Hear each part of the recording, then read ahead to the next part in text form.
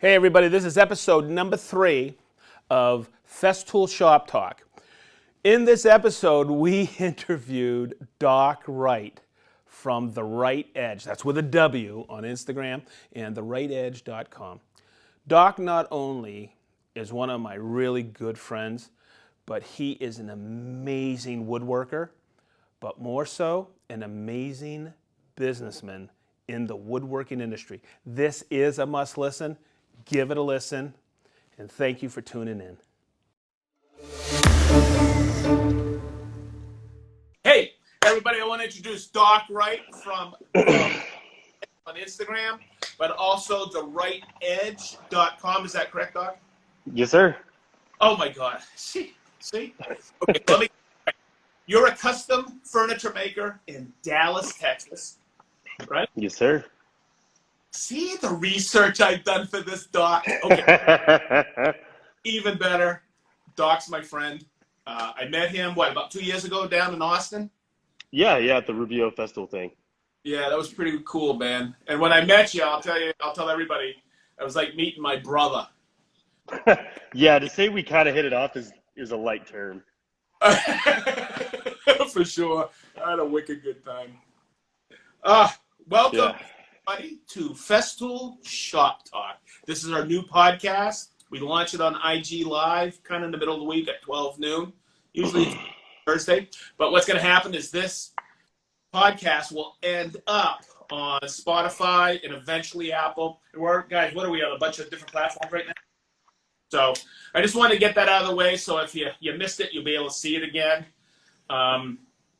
Hey, Doc, I think we'll start off, and I'll just ask you, tell us a little bit about yourself, what you do for a living, where you're at. Sure.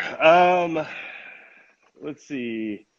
Currently, our shop is in Red Oak, Texas, which is about like 25 minutes south of Dallas. And actually today, we start moving into our new 5,000 square foot shop location in Dallas's design district. So I'll be combining our showroom and the shop to one big spot. And yeah, man, we make cool stuff. At least I think so. I think, Doc, that is what I would call an understatement. I think everybody who listens to this today or in the future has to go to your website. I'm always blown away when I see some of the things you're building. You do not build small, correct? No. From day one, so I used to be a geologist in the oil industry, and when I walked away from that to start this business, I didn't want to make for family and friends. I wanted to go after whales. And, some of the advice I give new people that want to, do this full time is go on Instagram, go on Etsy, see what everybody else is making, and then figure out what you can make that separates you from the pack. And for us, it was just to keep going bigger, and bigger. So yeah, we build and find massive stuff. That's cool. Hey,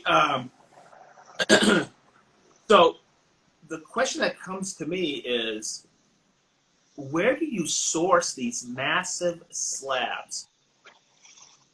So we have a direct source down in Costa Rica that we work with very, very directly. And if I want it, they'll find it for me and they'll ship it over. Holy moly. I was on your website, and actually I was reading that on your website, some of the media you've done, and it was the S&C magazine that I used to subscribe to when I had my shop. And you were building a monkey pod table. You said there was a lot of controversy behind it. Yeah, when I posted that table, you would have thought I kicked a baby or something, man. It was just hate after hate, like it's going to fail, it's going to pull apart, you can't join end grain and cross grain, blah, blah, blah. And it was funny because like my clients follow me on Instagram and they were reading these and they hit me up and they're like, they have no idea, do they? It's like, nope. Wow. So you were talking, and it kind of blew me away. And I guess this goes back to your background, I think in geology, you being more of a scientist. You really calculated the moisture content of everything. And tell me about that, about the monkey pod wood. So monkey pod is a very dense wood. I mean, it's not as dense as like a domestic like Bodart to where it's like concrete and it'll actually like spark your sander. It is Yeah. extremely dense, and if dried properly, once it's dried, it really doesn't absorb much moisture back into it. So Yeah. over time, you really can kind of bank on not much movement, Huh. but it is more brittle. So if there are hairline cracks, they will spread over time. But outside of like a few small cracks and stuff like that, when I built that table and how we designed that table, Yep. we were good to go. Oh, cool. Cool. Okay, I just had to hit my phone because it kind of zapped out there for a minute. Oh, you're good. Oh my God. Cool. Yeah, Um, and the two cool things about that table is so it's an 8 foot round table and it had 7 different pieces, and I made that out of one 19-foot slab. oh my God. There was some, Math. there was okay. So I saw something similar one time. A guy showed me a drawing here at Festool. He worked with us, and I said, "Dude, that's gonna split apart." He goes, "Oh man, that's too bad because I've already done it. I've already built it." And he goes, "It won't move." And he made it out of southern yellow pine. And about 2 months later, I said, "Hey, how's that table?" And he went, "Kaboom!" Well, And it's it pine. compensate for wood movement. And that's something that I think everybody should understand when they're building a piece of furniture. You have to compensate for that, right? 100%. And also, where is it going? Like the ambient, so we have our own kiln here at our shop. And even when we dry stuff, like let's say we hit 9%, Yep. within 24 hours of us pulling out a certain species, let's keep it monkey pod, it'll still adjust back up to almost 12% within 24 hours. Oh, no kidding. Yeah, all wood does that. It will always adjust to wherever you're at, your climate's ambient moisture temperature. Like, talking to my buddy Rance of Red Point Woodworks out in like middle of nowhere, southern Utah-ish, very, very dry mountainous climate. So Yeah. his wood consistently stays under 10%. Wow. And that's the big trick, like for us, when we ship stuff out of country or to the Northeast coast, to the West coast, we have to be very conscious on our processes and how we handle seasonal movement, moisture content, reabsorption, everything. Everything comes into a factor.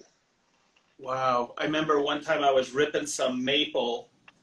I think it was 6-quarter maple for a farm table out in Vegas. And you know how dry it is out in Vegas. Oh, yeah. Everything just moved on us. Ever so slightly, but it moved on us. And I was blown away. Everybody, I thought that was right when we left. I said, nope, you're opening up more of the wood inside, and you have to compensate for stuff like that. Oh, For sure. absolutely. And, especially when you're dealing with, there is a difference in our processes when we're working with slabs versus crosscuts. Ah, Yeah, so think about it like if you're holding a handful of straws yep. and you turn it sideways and you're cutting along the length of the straws, those are slabs. When you're Right. vertical and you're slicing it this way, that's a crosscut. So the grain rigidity and, its bonding is totally different. And big crosscuts are definitely fascinating to work with, not for the faint of heart. Wow. Huh. Pretty awesome. Okay. Yeah. Another one, because you mentioned your client saw that on Instagram and they were like, "Whoa, what's going on?" Um, is that how do you use your social media? Is the question I want to ask. Do you like? Because I think back to when I was having a business, and man, that would have been my portfolio. Would have been Instagram. Hmm. Because, yeah. Is that how you use it? More or less. I mostly use it for clients to kind of follow along with the build. Oh, cool. Yeah, and we've tried a few different things to like where we got rid of like some of the videos and just posted finished photos. But Yeah. if you go to our website on towards the bottom of the main page, there's a big Instagram link. So like every time I upload to Instagram, it goes to the website. So Yeah. people who go to the website that are potential new clients can also go to that, and that's kind of become a digital version of our portfolio at the moment. So yeah, you hit the nail on the head. But outside of that, I really don't use much of social media. I hear you. I guess we're using it now. I think that's cool. Okay. It's very cool. It lets us get in contact with people all around the world. I think that's how we met too, because we got called out by Rubio to come down there, and it was Yep. cool. Yeah, I that's met. very cool. I just love going down to Austin. Okay, how about this on your website? I was like, I started looking at all these different companies that you built for, right? Hmm. Chalk Nation, and I'm like, wow, what are some of your more noted clients that you can talk about? We going residential or corporate? Okay, so both. Let's do corporate first. I'm trying to get out of you, dude. I know where you're going with this. With corporate, Choctaw is our first big repeat corporate client. So we did 13 massive pieces for the new courthouse at the beginning of 2019. And just a couple of weeks ago, we delivered 4 tables to their new $500 million casino. We had 3 tables in their high-end restaurant, and then we had 1 table go to their presidential high roller suite. And That's easy. yeah, it's cool to be a part of like those jobs because when most of the time we do the installs and deliveries, like they're not open yet. So we get to see behind the scenes, Yeah. hang out with the designers, the architects. Like that's fun. With residential, man, I got to go with Matt Frazier, the GOAT. Woo! Yeah. Okay, so I'm just gonna say it because I saw that. That's what I wanted to pull out of you. That guy's the most amazing. He's the fittest man on the planet. He's won 5 times the CrossFit Championship. That guy is the bomb. And when I saw He's that a post, machine. he is a machine. And when I saw that post, I was floored. How did you meet him? How did you build something for him? To be honest, it was pure luck. I sent him a DM on Instagram one day, and a couple weeks later, he actually responded. I guess he clicked on my profile, and when he responded, he was like, "Dude, you make some dope stuff." I was like, Oh, "Thanks, man." So once a month, I would just ping him back and see how things are going, and update him on some of our projects, and then when COVID hit and all the lockdowns happened, we had 4 corporate jobs just straight up cancel. So I was yeah. like, well, I got nothing to do for the next month. So grabbed the dog and took a road trip, went up to Chicago to go see my buddy Ben, who is from Chef to Table, Yep. and then made my way down to Tennessee. And I hit him up and I was like, hey, man, I'm in Tennessee for a couple days. Like, you want to grab dinner and actually like meet? And he's like, yeah, come out to the house. So I went Oh, out to his house, and Sammy cooked us dinner, and his manager was there, O'Keefe, and we hung out. And after that, it was like, okay, like, yeah, we're like eye to eye, same size and everything. So we just kind of became buddies. And then I did another install to mine, Taylor Hood, out in Nashville like right before Thanksgiving. And I'd hit him up before and went out there, like, spent the day with him and Sammy, and then so Frazier just retired, so this is the first year he didn't compete, and he actually gave me an autographed leaders jersey from his last year at the game. So he has one, I have the other. dude, that's I unbelievable. I I don't I don't like. geek out over stuff, but I freaked out over that one a little bit. I woulda. I like his T-shirt that I saw on Rogue Fitness, HWPO. Hard work And pays off. hard work pays off, man. I've always believed that. And that guy's a 100%. team. That's so cool. Hard work will beat talent any day of the week. Yeah, I think so too. Yeah, you're right. But when you Okay, combine hard work and talent, that's the secret recipe. man, you're always on the go. You're moving, right? As we Hmm. speak. Yes, sir. Holy, that's I've done that a couple of times, and that is daunting. I am not looking forward to this at all. Are you going to be able to get any new equipment? Yeah, my forklift's getting delivered today, and then we need to build a collapsible spray room and clean room for like epoxy work, and then when we're doing finishing stuff. So outside of that, though, I mean, I'm just waiting on Festool to come out with bigger stuff for that I can use on my stuff. I'm just waiting for you guys. Okay, I got one for you. Okay, let's bring it full circle. Um, FNC. I've read it, all the pages and everything. It was cool because you talk about something we talk about here at Festool. You build really big stuff. You can't take that big slab to a piece of machine, so you use our tools because you tool to the slab, right? Absolutely. I mean, the only big piece of machinery we have is the Wood Whiz, which is what we use to flip and flatten our slabs. Outside of that, it's all Festool hand tools. Huh. So, I always ask this question, what is your favorite Festool tool that you use in the shop? Router. Okay. Which one, the 2200? 2200 and the 1400. Cool. Cool. And you use that primarily for what? The 2200 is for routing out C-channel. And then when we have, like, I did a vanity for Cole Hamels, the baseball player. Yeah. And we carved this whole thing out of a big walnut tree, but it was like 8 inches thick.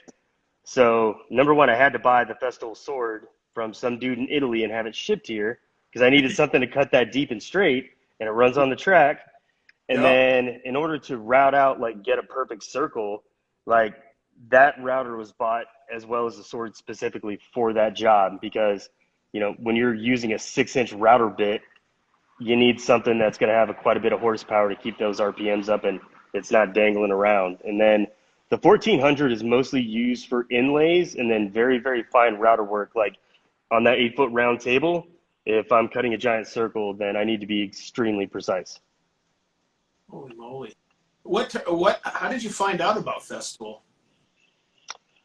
My buddy Colby, who owns South Loft here in Dallas, he got started about a year ahead of me, and we just became buddies. And I went out to his shop, and he had just gotten the Rotex, and he's like, "Check this thing out," and started messing with it. I was like, "This is like a modern day version of a belt sander, except I don't have to worry about getting off on an edge. This is brilliant." So I just started after like the first year. Huh. So I'm going to go back again. You were a geologist in the oil industry? Yes, sir. So you're a geologist, you're in the oil industry. How did you get started in woodworking? What switch was flipped? Had you been a woodworker your whole life, or what happened? Never woodworked a day in my life. Never woodworked a day in my life before I started this. So it started off just as stress relief. I had a neighbor who had a dilapidated patio, and I like did construction and growing up with my dad, and I redid her front patio. And a buddy of mine hit me up and was like, "Hey man, I just bought this dope table from Crate and Barrel. I have like a live edge bench. It's kind of like go with it. Think you can do that?" And I was like, "Yeah man, I can make anything."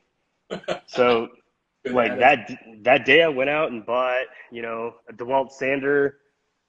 Ordered a circular saw and a bunch of sandpaper. Oh, and a router. And just started figuring it out. So I did that bench, his coffee table, like 2 other small pieces, and then I did a dining table for a couple. So that was like December 6th of 2016. And then in February of 2017, so like less than 3 months later, a custom home builder out in Lubbock, Texas for Beaton Bow Homes found me, want me to bid on a 14 by 5-foot walnut table. And I was like, "You realize I'm not a business. I'm like some schmuck in his garage, right?"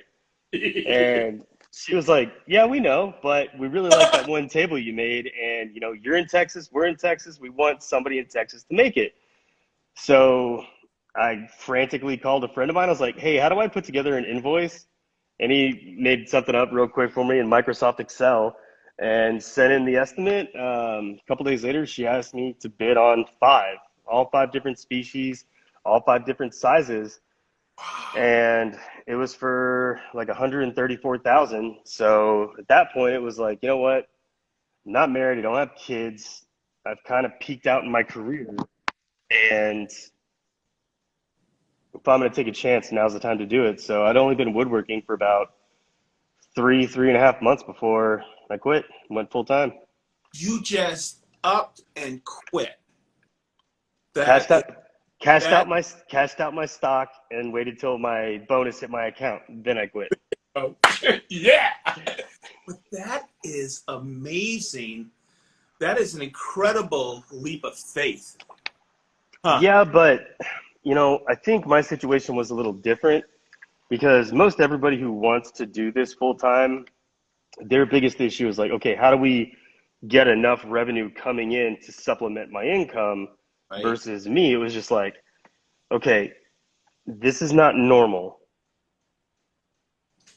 I think I have to do this. Because, I mean, in my mind, like, everybody fails. Like, we fail, we mess stuff up, it happens. But at that point, I was like, you know what? This is a chance of a lifetime. I got to take it. And what's the worst thing that can happen? I go back to being a geologist? Okay, so let's take a chance. Let's go. Wow, that's impressive.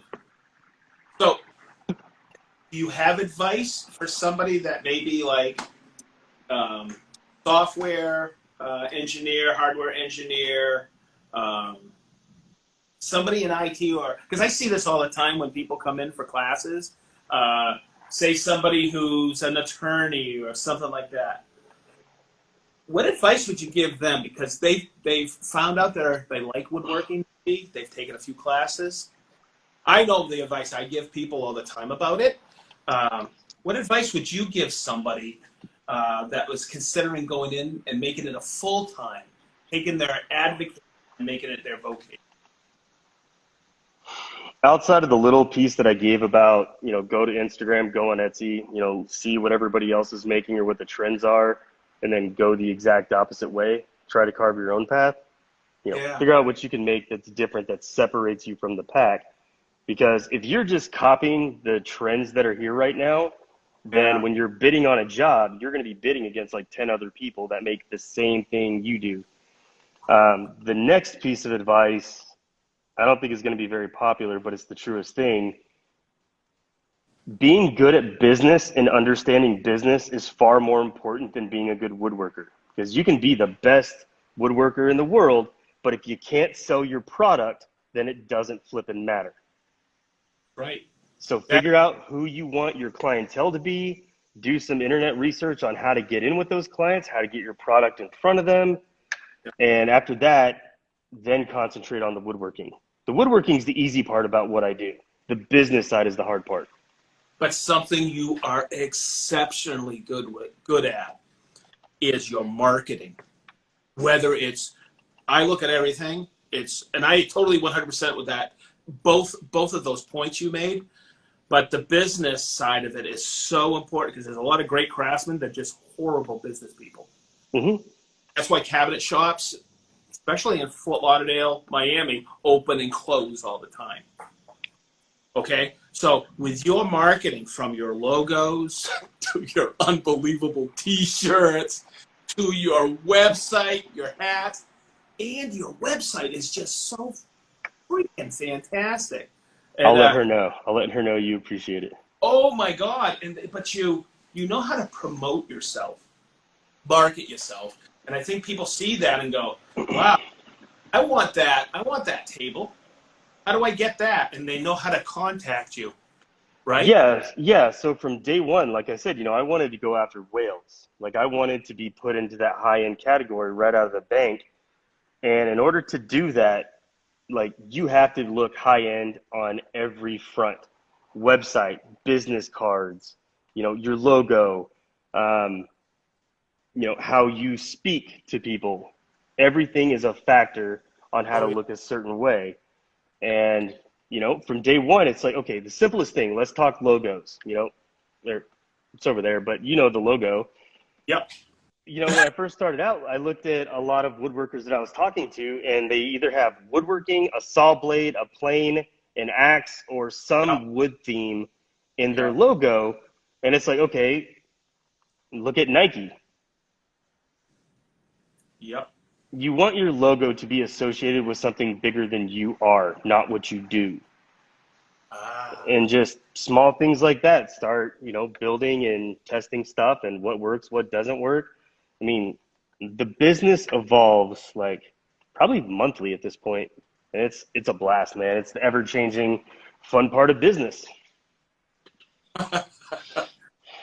Okay, let's see. Okay, I don't have to ask you that question because I already know. How about this? Okay, Sedge, ask me a question.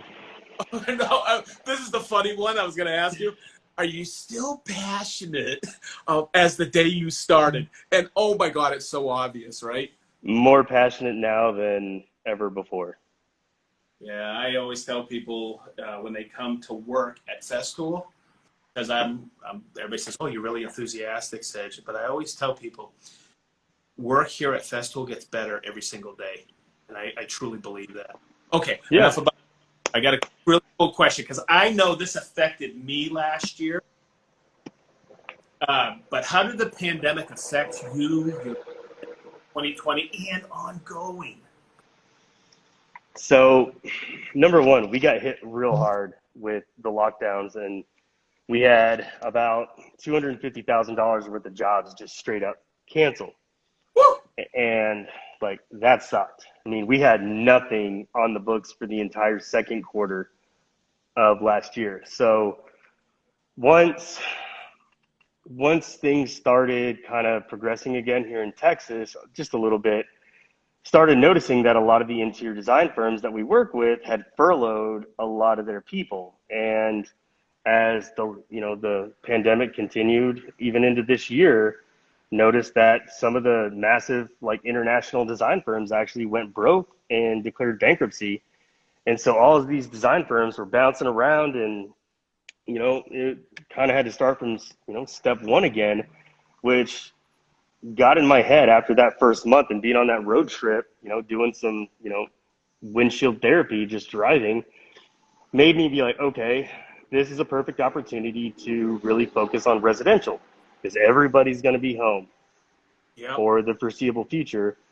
So I got in contact with a good friend of mine from college who does some digital marketing, revamped our portfolio completely. She got me connected with her friend Ray Cornell, who owns Cornell Copywriting, who does all of our digital marketing, SEO, everything. So I got her connected with our website developer, got those two ladies to work their magic. And that is what helped get us to be flying out of the gates at the beginning of 2021. Oh, that's fantastic, man. It's kind of like you had to be flexible, didn't you? 100%. Yeah. You can never predict what the market's going to do. It's all about how you adapt. And you got to adapt. Believe me, don't we know here? I know. I was going to stop by and I couldn't stop by. That's what I was getting at. I was so bummed out. I wanted you to be in a Festool Live. It was the right timing, but we couldn't bring anybody. And to this day, we can't allow people in the building because I'll tell you one thing, during the pandemic, we haven't shut down one day. We've been shipping and staying in business. And it was, the guys in the room with me, with the Festool Live crew, we were like, wow, what's the next shoe to drop, right? Exactly. But we had to be wicked flexible. And now the Festool Shop Talk podcast that you're on now. Okay, so I got another question for you, Mr. Wright. Okay, and then after that, I got a question for you, Mr. Sedge. Okay. Going forward with your business, I know it's hard to predict the future, but what are your expectations?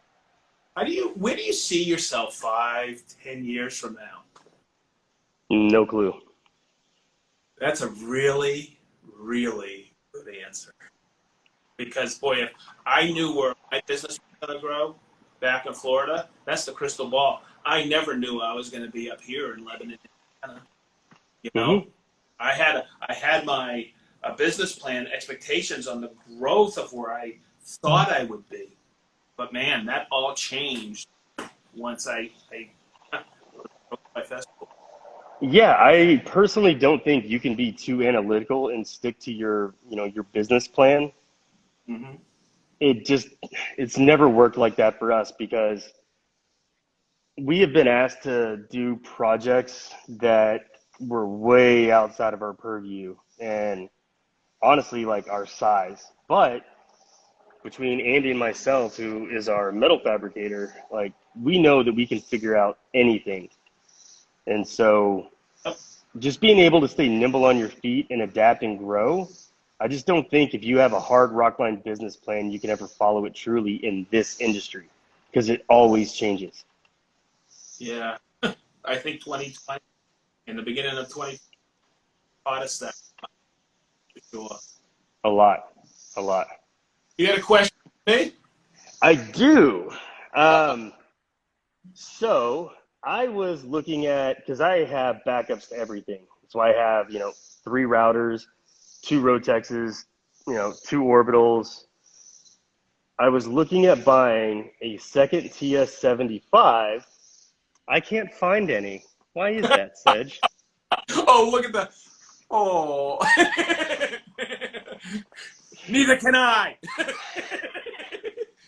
Oh, God. I always answer it. I'll answer a question like that. That's a toughie because it's the supply chain that any manufacturer is suffering from. Mm-hmm.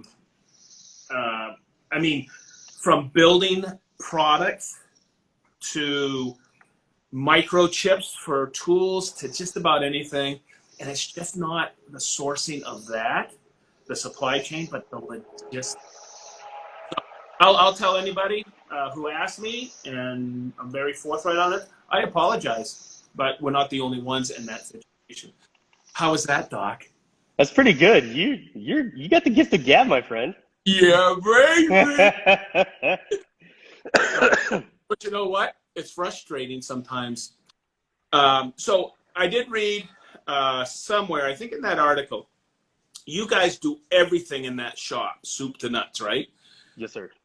And do you have like, do you resaw some wood yourself too? You have it all sawn. When we import, it's already slabbed and dried. Okay, gotcha. But I don't like minimum of 3 inches thick. I don't want anybody touching it. Like I don't want it to be processed at all. Yeah. Huh. And then the only things that we outsource are powder coating and then glass work, like when we have to put a glass top on something. But all the metal work, all the woodwork, everything is done in this shop. That is so cool. And Andy he's your business partner? No, he's actually his own separate LLC because he's a firefighter. And it didn't make financial sense to have him be an employee.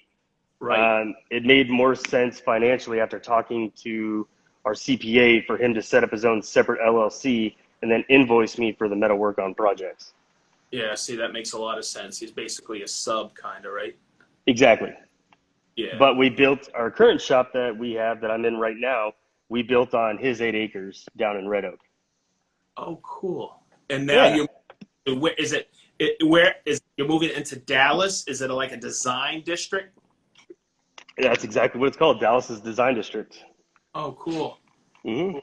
So we're just moving. So we have a showroom in the Design District. We closed that down like 2 months ago. We're moving that over, and then the entire wood side of the business, but the metal work will stay here. Oh, cool. On Andy's property. Mm-hmm. Yeah, he'll just turn this whole building into one big metal shop. Way cool, man. He's excited about it. Yeah, for sure. Mm-hmm. Okay, so do you ever see yourself doing anything else besides what you're doing now? Oh, absolutely. Absolutely. What do you see yourself doing? I would like at some point in the near future the Wright Edge to get to a point to where it can operate without me having to be there every day. Yeah. And that way I can travel to Thailand, certain parts of Asia, South America, and actually go find and buy certain trees. I want to push that. And then we're currently, actually Ben's on here. Ben's the only other person who knows this. We're currently in talks with our source in Costa Rica to actually buy our own mill and kiln.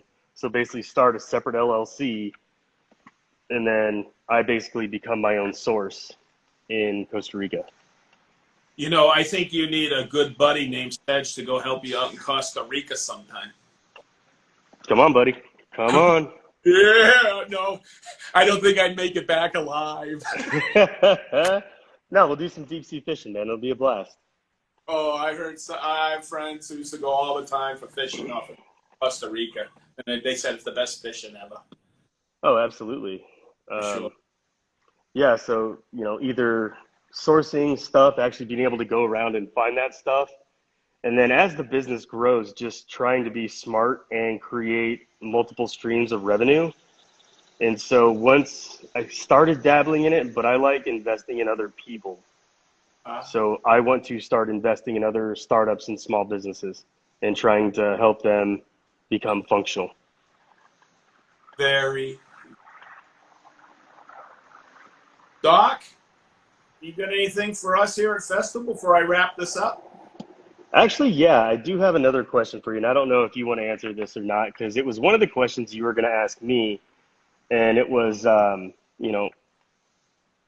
who, I guess it was like a mentor question, like, who do you look up to, that kind of thing. Yeah. And since you get to meet all these makers across the country, and I know you've been to Germany, and you get to meet all these people, when you look at woodworking, what catches your eye? Oh, goodness. Oh, wow, thanks. It's not that I'm being blindsided, but yeah, I've met a lot of phenomenal craftsmen. I've been with Festool for 14 years, but I've also been a woodworker pretty much my entire life. I didn't know it. Mm-hmm.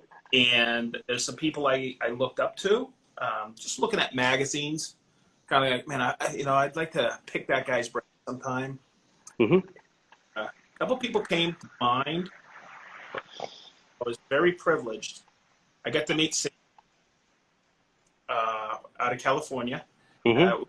It was about a year before he passed. And I was with some people, and they didn't. Nobody was asking the questions, so I asked them a bunch of questions that I wanted asked. I wanted answered, and he was so giving. And then the other person that my dad and I watched growing up, he was a big influence in my life.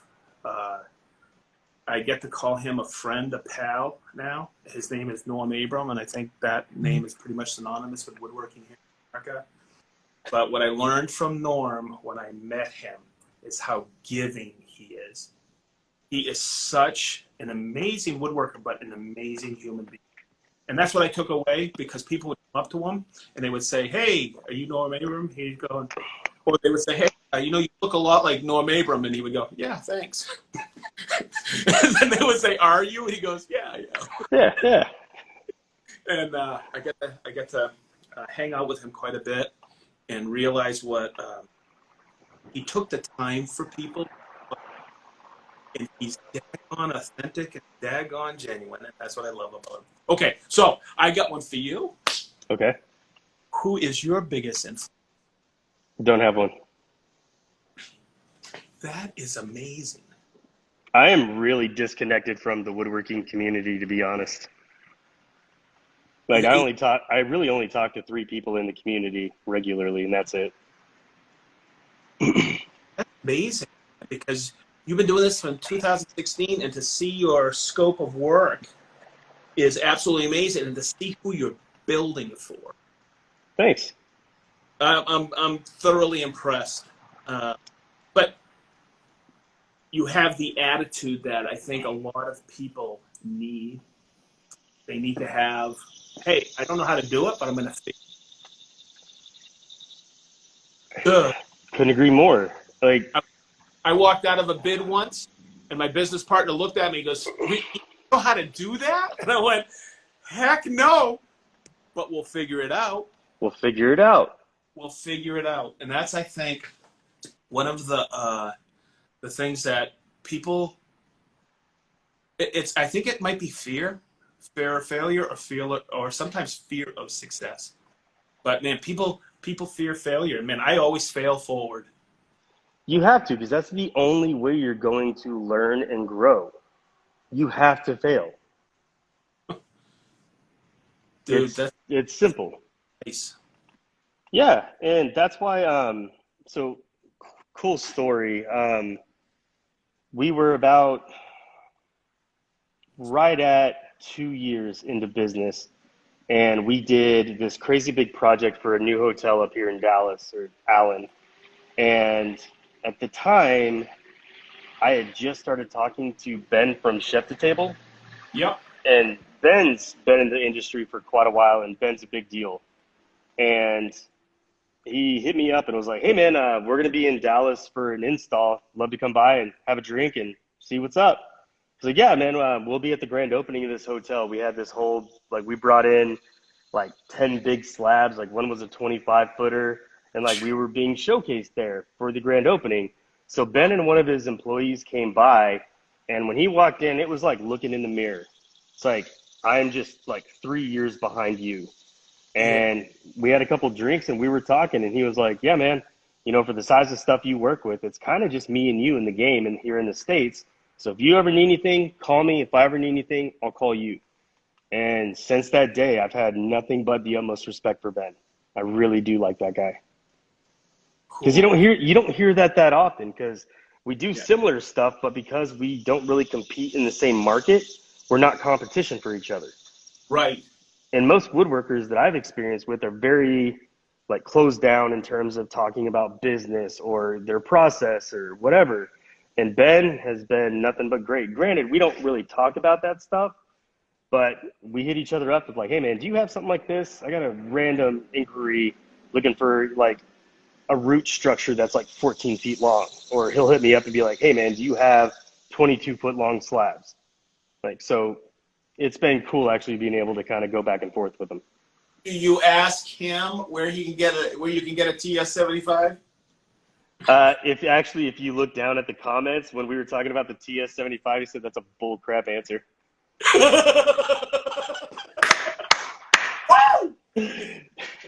Too cool.